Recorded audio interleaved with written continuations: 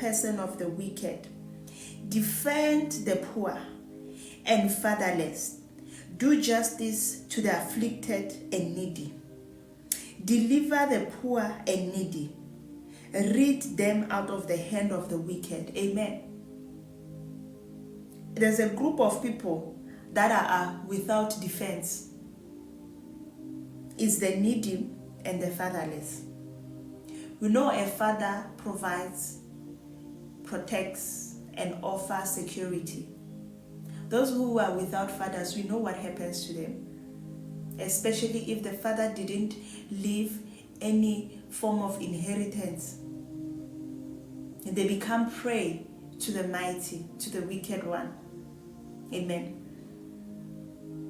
The poor because of lack, because of hunger, because of being in need.